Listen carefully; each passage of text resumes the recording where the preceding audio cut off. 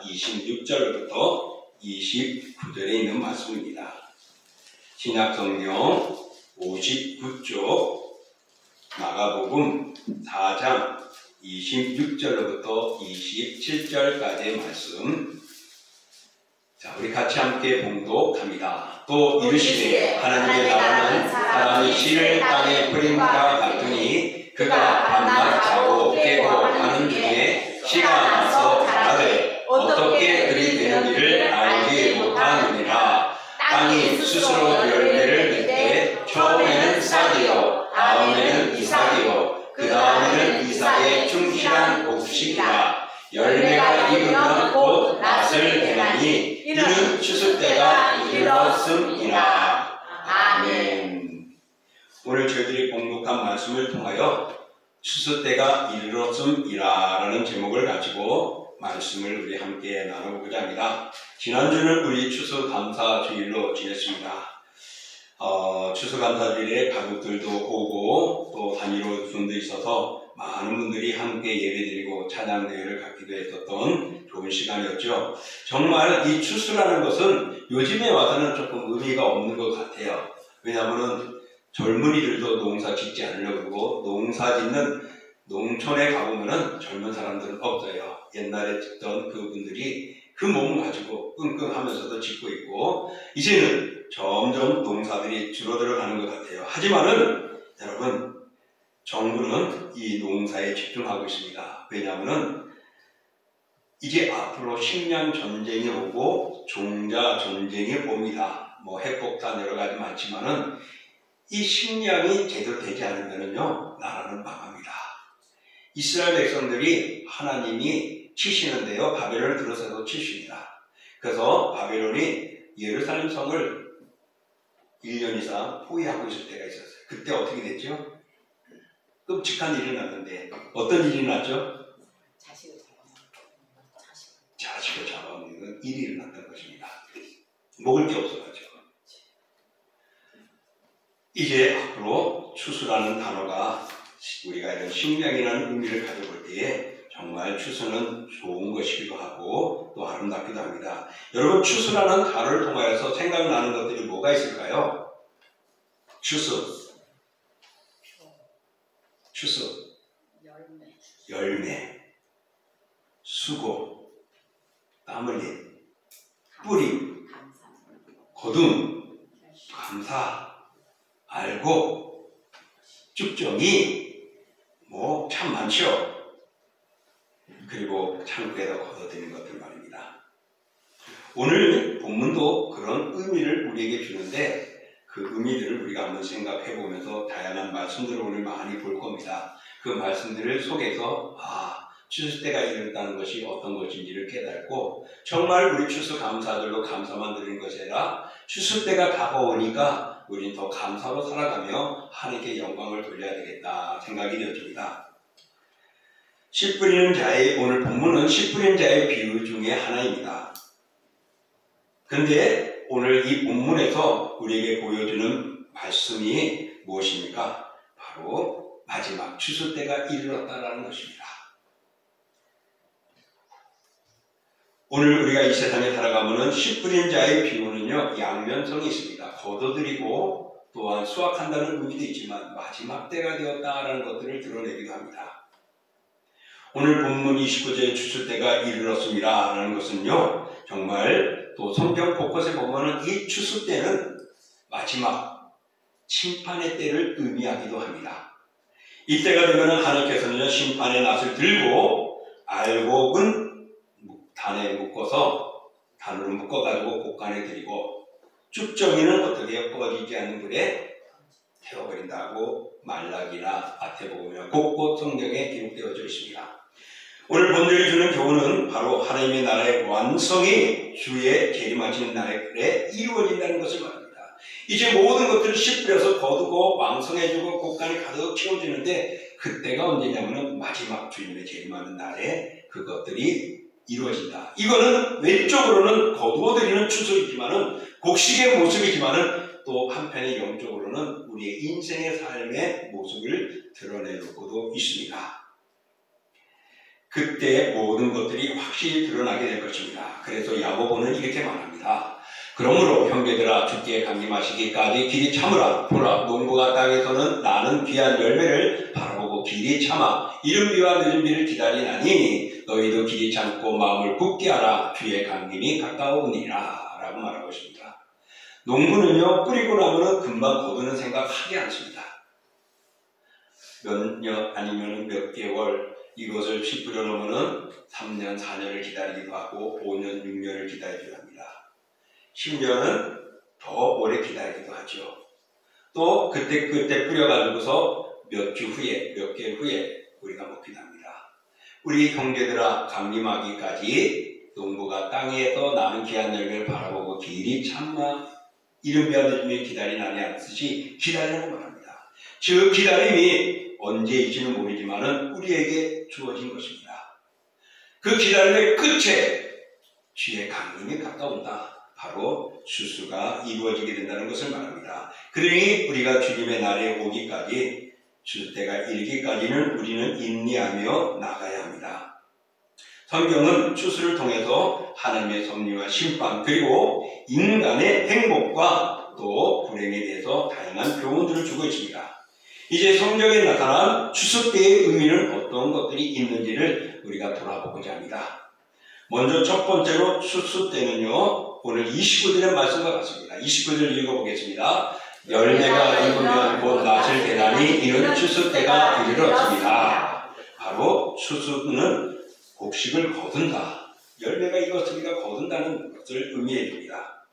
마태복음 13장 30절에 보면 이렇게 말합니다. 둘 다 추수 때까지 함께 자라게 두라. 추수 때에 내가 추수꾼들에게 말하기를 가라지는 먼저 거두어 불에 사르게 단으로 붓고 곡식은 모아 내 곡간 안에 넣으리라 하리라 말씀했습니다. 오늘 이 부분은 추수 때가 돼서 추수꾼들이 거둡니다. 알곡과 가라지를 다 추수해서 알곡은 곡간에 가라지는 어떻게 해요? 불사르는 데 놓는다고 말합니다. 거둬들이는 것을 말합니다. 수확의 기쁨이 추수를 통하여 우리에게 갖게 합니다. 정말 성경은 고대 팔레스틴의 다양한 추수에 대해서 이야기하고 있습니다. 봄에는 보리와 밀을 거두죠. 여름에는 또 석류나 포도나 무화과를 거둡니다. 그리고 가을에 가면은 그동안에 심었던 또 곡식들을 거두고 감람류들을 거두어서 저장고하고 창고에 놓아줍니다. 그래서 추수기는 한마디로 말하면은 거두는 기쁨이 있고 즐거움의 기쁨이 있는 것입니다. 그래서 이사야 9장 3절에 보면 이렇게 말합니다. 주께서 이 날을 창성하게 하시며 그 즐거움을 더하게 하셨으므로 추수하는 즐거움과 탈취물을 나눌 때에 즐거움같이 그들이 주 앞에서 즐거워하니 추수 때나 탈취물 바로 그럴 때 즐거움이 있듯이 추수는 수확의 기쁨, 즐거움을 준다는 것입니다. 그렇기 때문에 추수를 기다리죠. 추수 때가 되면은 이제 내가 회복되어지고 또 장사꾼들은 그때 수확을 얻고 수익을 얻게 되는 때가 되어집니다. 이와 같이럼 기쁨은 하나님의 사랑과 은총에 의한 축복임을 봅니다. 하나님께서 주셔서 우리가 거둘 수 있기 때문에 그렇습니다. 따라서 단순히 노동의 대가로 주어진 결과에 대한 기쁨만 아니라 얻어지는 그 과정 속에 하나님의 섭리와 하나님의 보호하심과 인도하심이 있었다는 것입니다. 그래서 우리는 그것을 통하여서 감사하게 되고 은혜를 깨닫게 되고 기뻐하는 것이 추수 수확의 기쁨인 것입니다. 그래서 이스라엘 백성들의 종교 절기들을 보면요, 이 거둬들이는 그런 절기들이 많이 있습니다. 그래서 하나님 앞에 감사하고 예물을 드리죠. 하나님께 감사하는 것은 그것이 지금 이 순간까지 오기까지 하나님의 은혜였다라는 것들을 드려지는 것이고, 또한 이렇게 하나님 주셔서 감사합니다 하고 곡물로 또 과일로 때로는 짐승으로 물질로 드려졌던 것입니다. 그래서 추수는 바로 곡식을 거둔다는 의미에서 수확의 기쁨이 담겨져 있습니다. 또 그런가 하면은 신앙적인 결과를 우리에게 교훈해 주기도 합니다. 땀 흘려 가꾼 곡식, 거두는 추수는 인생의 삶의 결과를 우리에게 비유해 주기도 합니다. 농부가 열심히 일하고 노력을 했을 때에 거둬들일 수 있죠. 그죠? 그런데요, 제가 농어촌에서 목회를 할 때 보면요, 그렇게 땀 흘리고 수고하고 투자를 많이 했는데요, 한순간에 작물들이 썩어지거나 태풍에서 날아가고 초토화되든가 아니면 하우스에 그 비닐을 올리고 내린 것들을 제 시간에 못해가지고 타버리게 하는, 익어버리는 그런 애가 1년 농사를 다 망치는 일도 있습니다. 그건 어떤 겁니까? 내가 노력해도 안 될 때가 있다는 것이죠. 자연재해는 내가 아무리 해도 어쩔 수가 없어요. 요즘에 보험에서 자연재해에서 조금 혜택을 주는지 모르지만요, 아직도 웬만한 보험회사에서는 이 자연재해에 대해서는 혜택을 안 주려고 해요. 왜? 인간의 힘으로 된 거 아니니까. 하나님이. 그래서 아무리 노력하고 수고해도 농부가 거두지 못하면 슬픔입니다. 마찬가지로 내가 인생의 삶을 최선을 다하고 살아가지만은 하나님이 원하시는 모습이 되지 않으면 우리 인생은 끝이 됩니다. 하나님의 뜻을 따라 자기의 삶을 바꾼 성도들은 영광과 존귀와 영생을 반드시 수확하게 됩니다. 그래서 고린도후서 9장 6절에 보면 이렇게 말합니다. 이것이 곧 적게 심는 자는 적게 거두고 많이 심는 자는 많이 거둔다. 또 잠언에 보면 이렇게 말합니다. 악인의 사업은 허무하되 공의를 부린 자의 삶은 확실합니다. 그렇습니다. 우리가 얼마나 열심히 했냐에 따라 거기에 합당한 수익과 이익을 얻듯이 우리가 얼마나 하나님 앞에 영광을 드리고 기쁨을 드리냐에 따라서 거기에 주어지는 상급은 다르다는 것입니다. 따라서 내가 감당할 수 있는 시간, 건강, 나이가 있을 때에 우리는 열심히 심고 가꾸고 보살피는 정성을 아끼지 말아야 할 줄 믿습니다. 그러면 살아가는 성도 여러분 늘 범사에 감사하며 나에게 기쁨을 주시고 또 믿음의 삶을 살아가며 그 삶을 온전케 하는 것을 기억하고 이제 추수 때가 되면 하나님이 나에게 귀한 것을 주실 것을 믿고 오늘도 믿음의 삶을 살고 심기를 수고하고 가꾸기를 수고하고 노력하기를 힘쓰시기를 주의 이름으로 축복합니다. 추수는 곡식을 거두는 수확의 기쁨과 또 삶의 결과를 교훈해주고 있습니다. 그리고 두 번째로 추수는요 또 복음 전파 증거의 의미를 담고 있습니다. 성경은 추수의 행위를 그리스도와 사도들이 또 성도들이 복음을 전파한 것에 대한 교훈을 주고 있습니다. 그래서 요한복음 4장 35절 읽어보겠습니다. 너희가 넉 달이 지나야 추수할 때가 이르겠다 하지 아니하느냐. 그러나 나는 너희에게 이르노니 너희 눈을 들어 밭을 보라. 쉬어도 추수하게 되었도다. 앞절 두 줄은 우리가 일상적인 가꾸는 것, 씨 뿌리고 거두는 것. 뿌렸으니 최소한도 몇 개월은 지나야지, 넉 달이 지나야 추수한다고 하지 않느냐, 이런 의미를 말하고 있습니다. 그런데 우리 주님께서는요 눈을 들어 밭을 봐라, 기어져 추수되었다. 이게 뭔 말이죠?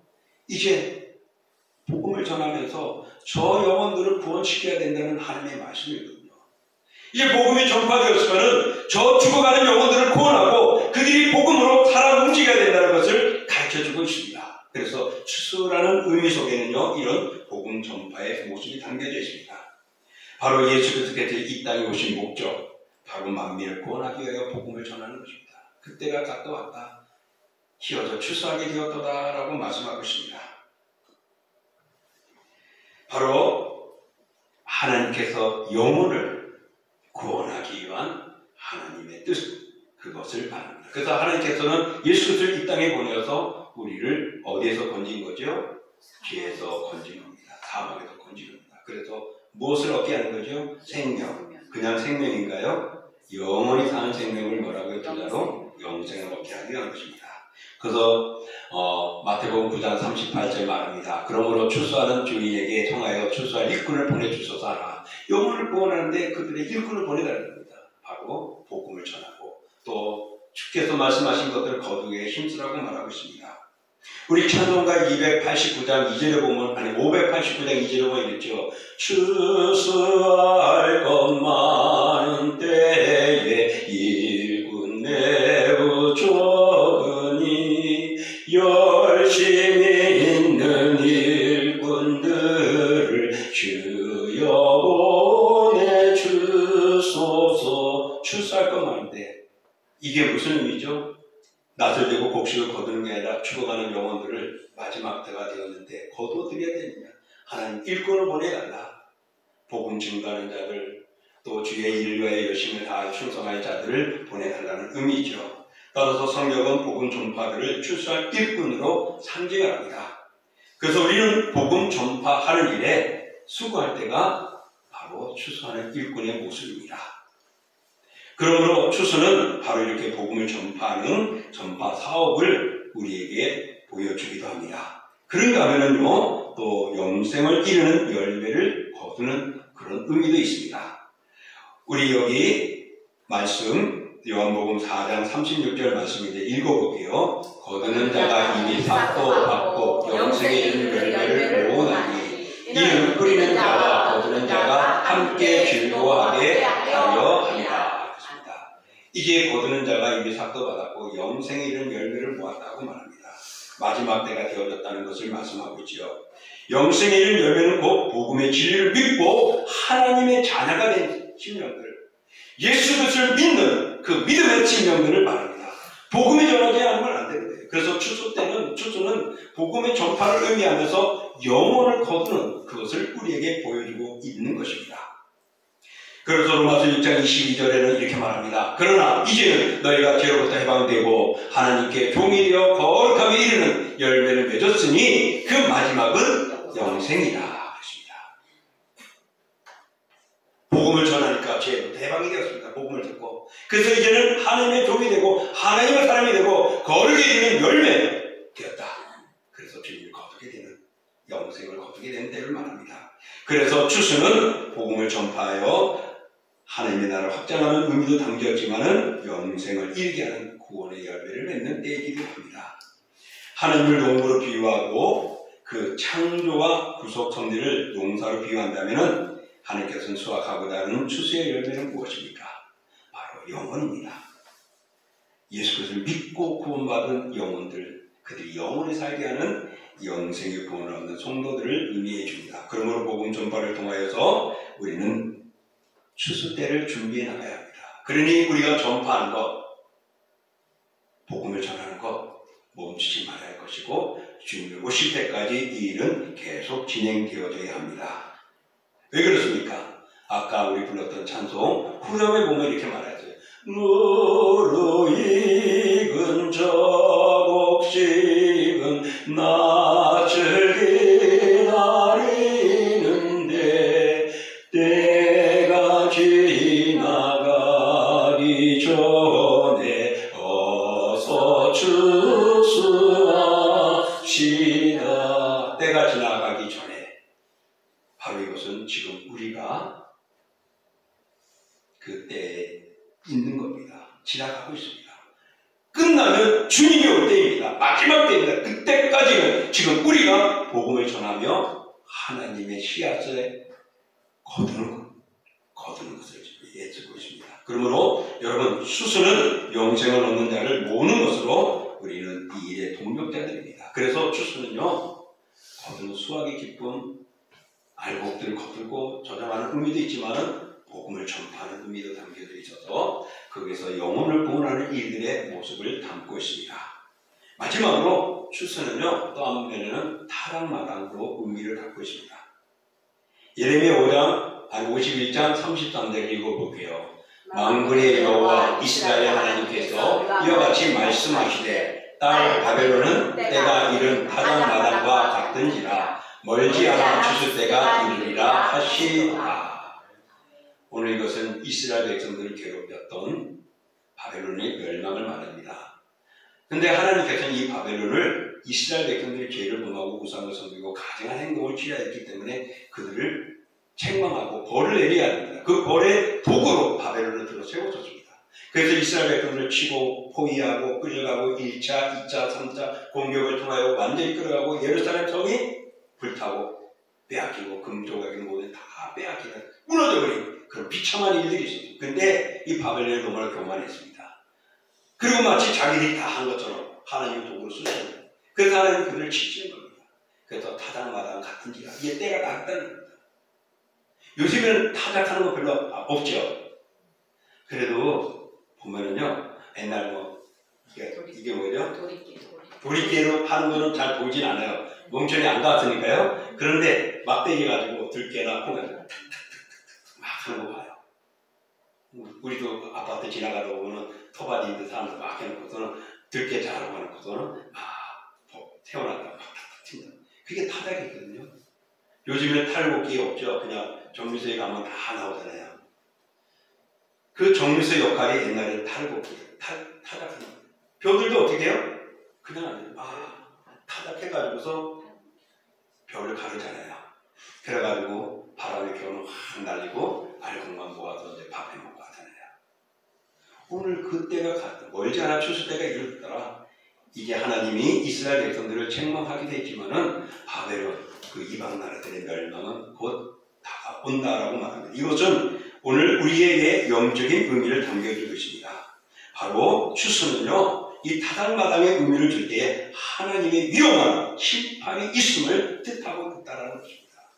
사랑하는 성도, 우리가 추수감사절에 감사하며 기뻐하며 영광으로 주님께 드려졌지만은 또 진정 우리가 물질 드리고 헌금을 드리고 마음을 드렸지만은 오늘 나의 모든 영혼을 주께 드릴 수 있는 준비가 되어 있는지, 정말 하나님 앞에 바른 알곡으로서 하나님이 기뻐하시는 모습으로 드려졌는지를 생각할 때라는 것입니다. 추수는 타작마당, 이제 하나님의 심판의 마지막 때를 말합니다. 추수의 끝은 뭐죠? 걷어들이고 나면 뭐하죠? 타작해야 됩니다. 타작해야 뭐가 구별되죠? 알곡과 죽정이가 구별되는 겁니다.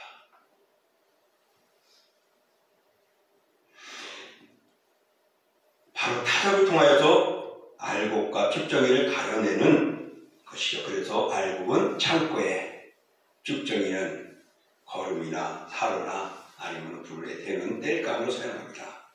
타작함으로써 추수가 완결된다고 볼 수가 있습니다. 그와 같이 타작하는 장소가 바로 타작마당인 것이죠. 그러니 이 추수 때는요, 바로 이런 모든 것들을 끝을 맺는 때입니다. 우리 인생에게도, 우리 영혼에게도 끝이 있습니다. 내가 죽으면 인생은 끝이지만요, 우리 영혼은 영원해요. 그런데 예수님이 오시는 재림 때는요, 우리 영혼도 끝을 맺을 때가 있습니다. 하늘나라에 가고 있다는.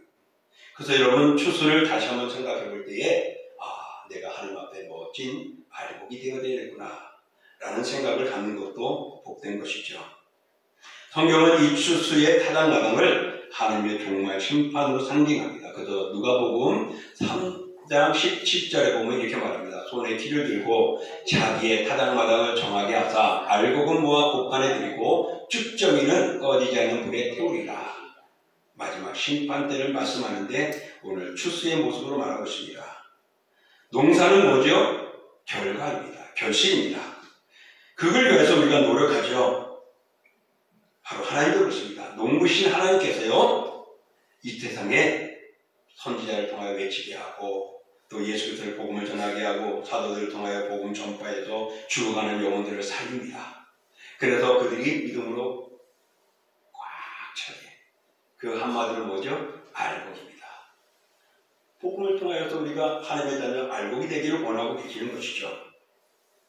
그래서 믿는 성도, 알곡은 영생을 얻게 되어집니다. 그러나 믿지 않는 자들은 쭉정입니다. 그들은 어디요? 불에, 지옥에 가게 됩니다. 이것이 마지막 타작마당을 통하여서 분별되고 평가되고 마는 겁니다. 사랑하는 성도 여러분, 농사의 타작은 반드시 시행되어져야 합니다. 또 시행됩니다. 그처럼 예수님의 재림, 마지막 하나님의 심판 때도 반드시 끝에 시행되어진다는 것을 기억하십시오. 올까 말까, 그건 그냥 이야기고 비유이지 아닙니다. 분명 주님께서는 추수에 대한 말씀을 쭉 해왔기 때문에 마지막 거두는 타작하는 시간이 있습니다. 그때까지는 우리가 노력하고 수고해야 할 것입니다. 복음을 전하는 것도 있고 내가 알곡이 되기 위하여 헌신하고 충성하고 가야 하는 것입니다. 우리가 농사에는 타작은 반드시 시행되는 것처럼 하나님의 심판도 반드시 인류 역사 끝에 시행될 것임을 교훈해주고 있습니다. 그러므로 추수는 타작마당이라는 의미를 통하여서 심판의 때를 가르쳐주고 있습니다. 그때는 매우 무서울 것입니다. 타작할 때 농부는 알곡과 죽정이를 어떻게 하죠? 대충 구별하나요? 그렇지 않죠. 분명하게 구별합니다. 먹을 거, 안 먹을 거, 버릴 거, 안 버릴 거, 저장할 거, 저장하지 않을 거 분명하게 구별한 거예요. 하나님도 마지막 때에 분명하게 구별합니다. 주님 나 아시죠? 뭐라 그럴지 모르겠어요. 분명하게 우리의 주님의 말씀대로 살아가는지 아닌지를 분명하게 분별할 겁니다. 사랑하는 성도 여러분, 기억하십시오. 분명이라는 단어, 분별하는 단어 기억하십시오. 추수 때는 그렇게 되어집니다. 만약에 구별 없이 타작하고 나서 분별이 없으면요, 그거는요 본질을 잃어버리게 됩니다. 하나님은 노련한 농부처럼요 악과 선을 분별할 것입니다. 참과 거짓을 분별할 것입니다. 경건한 자와 불경건한 자를 구별할 것입니다. 알곡과 가라지, 쭉정이를 갈라놓듯이 이제 심판 때에 구분해서 영생과 영고를 선고하실 것입니다. 우리는 거기에 영원에 임하지 않기 위해서 오늘도 예배하고 있고 또 힘들어도 그 믿음의 삶을 살아가고 있는 것입니다. 그러니 타당마당은 이런 마지막을 말해줍니다. 그 마지막은요 판결입니다. 결론을 내는 거죠.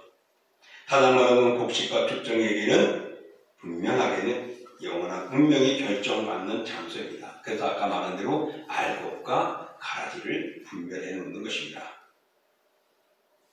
그런데요 여러분, 알곡은 창고에 거두잖아요. 모아놓잖아요. 그런데 그 중에 또 일부는요 봄이 되면 어떻게 해요? 씨앗으로 사용해요. 그래서 알곡의 용도는 비단 식량으로만 그치지 않고 재생산하는데 중요한 역할을 하기도 합니다. 알곡은 바로 영생을 얻은 우리 성도들이 상징합니다. 예수 그리스도를 믿고 믿음으로 구원을 받은 자는 죽어도요 땅에 묻어 잠자는 것 같지만은 주님이 오신 날 다시금 우리는 부활해서 영생의 삶을 살아가게 되는 것입니다. 그러나 가라지들과 쭉정이에 비유된 악인들, 불신자들은 어떻게 되죠? 생명을 얻을 기회를 얻지 못하고 그들은 불살라지는 지옥에서 살아갑니다. 근데 거기서 죽어버리면 얼마나 좋겠어.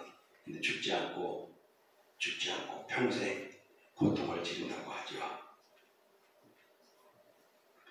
자, 그래서 마태복음 14장 40절에 보면 이렇게 말하고 있습니다. 읽어보겠습니다. 그런즉 가라지를 거두어 불에 사는 것 같이 세상 끝에도 그러하리라. 정말 마지막 때는 이렇게 된다고 말합니다. 누구의 말씀일까요? 예수님의 말씀이에요. 예수는 누구죠? 삼위 하나이신 하나님이십니다. 그분은 앞으로 될 것들을 계획하고 있고 알고 계시고 시행하려고 모든 것을 세팅해 놓으시면 이 땅에 오실 겁니다. 그분이 이렇게 말합니다. 가라지를 거두어 불에 사를 것 같이 세상에도 끝에도 그러하리라. 이 말씀을 정리합니다. 성경의 추수 때는 하나님의 선하심과 공의로움과 섭리의 결과들을 보여줍니다. 그래서 거두어들이는 기쁨이 있고 수확의 기쁨이 있습니다. 그러나 또 우리 인생의 삶의 모습의 결과들을 교훈해 주기도 합니다. 그리고 이 추수는요 또 복음 전파하는 일들, 그래서 전하고 전했을 때 영혼들이 구원받고 거두들여 영생을 얻게 하고 그 영혼들을 주의 품으로 이끌게 하는 알곡을 취하는 것입니다. 마지막으로 추수는 타당마당과 같다. 모든 것들을 판결짓고 결론짓는 것입니다. 그때 세상 끝에도 그러하리라는 말씀대로 되어질 것입니다. 그래서 이 세상에는 수많은 사람들이 살아갑니다.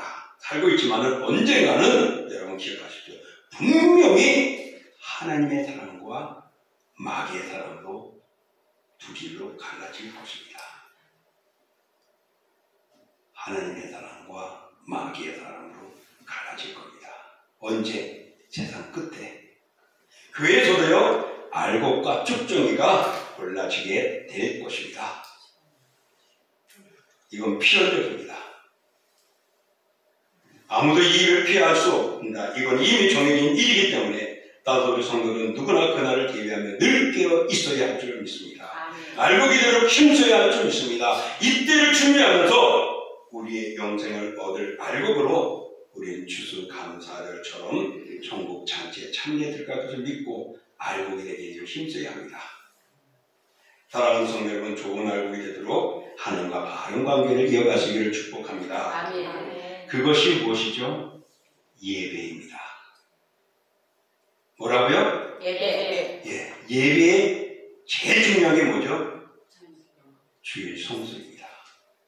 뭐 일주일에 한 번 우리가 살아가는 그거 별거 아닐 것 같아도요, 하나님은 소중히 여기시고 하나님의 백성과 세상의 사람들과 구별이 바로 이 예배를 통하여 보여주고, 그 시간에 얼마나 우리가 예배하면 하나님께 영광을 돌리냐입니다. 내가 믿음을 가지고 알곡이 되기를 원하시면 한 번이라도 주일 성수에 힘쓰십시오. 집정이가 되고 마지막에 갈라져서 사탄의 길로 가는 존재가 된다면 여러분 대충 하셔도 됩니다. 저는 전달만 하겠습니다. 주님이 말씀하신 겁니다. 제가 심판하지도 않습니다. 내가 믿는 주님, 나를 구원하신 하나님이 오늘 추수를 통하여서 우리에게 보여주는 말씀입니다. 그러므로 우리는 최선을 다하는 일은 성주일 성수하고 찬양하고 기도하고 교제 나누고 헌신하고 충성하는 것입니다. 여러분, 믿음의 세계를 위해서는요, 억지로라도 하십시오. 우리 이런 말 있죠? 선한 거짓말. 그런 게 어디 있어요? 거짓말은 다 거짓말이지. 근데 왜 선한 거짓말 하죠? 좀 더 좋은 것처럼 말이죠. 표현을 하거든요. 그렇습니다. 내가 싫어도요, 선한 일을 무조건 따라가고 참여하고 사진이나 찍듯이 도장도 찍듯이 얼굴 내미듯이 해보세요. 거기에는 반드시 복이 있고 거기에는 아름다움이 있습니다. 거기에 이제 내 마음 열고 진심으로 하면은 하나님은 알곡으로 꽉꽉 연결게 할 수 있습니다. 그러므로 토실토실 연근 곡식 과일처럼 좋은 알곡들이 되기를 주의 이름으로 축원합니다. 아멘. 자, 이 시간 우리 함께 말씀을 위해서 기도합니다. 사랑하는 하나님 아버지,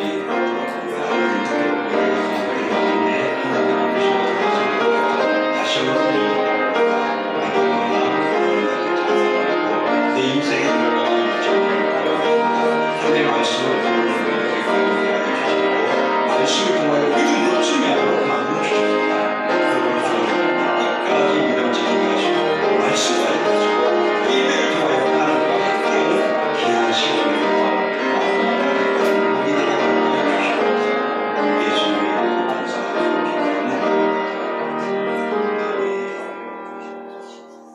존귀하고 거룩하신 주 하나님 아버지, 진정 우리가 이 세상에 살아가면서 많은 것들을 봅니다. 오늘도 주님께서는 우리에게 말씀하시기를 수술 때가 이르렀다고 말합니다. 그때는 반드시 거둬야지. 그때 거두지 못하면 아무리 농사한 것도 헛것이지고 좋은 것들도 다 썩어집니다. 세상에서는 때를 놓칠 때도 있어도 하나님의 때는 놓치지 않습니다. 하나님은 그 모든 것을 지금까지 해왔고 마지막 때가 필연적으로 오게 되어 있습니다. 그때가 낯을 뗄 때이고 알곡은 참고 천국 잔치에 참여하지만은 가라지 쭉정이는 거두어 불에 태운다고 말합니다. 주여, 알곡이 되기를 원합니다. 통실통실 연구러진 알곡이 되기를 원합니다. 하나님과 좋은 관계, 예배를 충실히 하며 헌신하는 나의 남은 생애들이 되게 하여 주옵소서.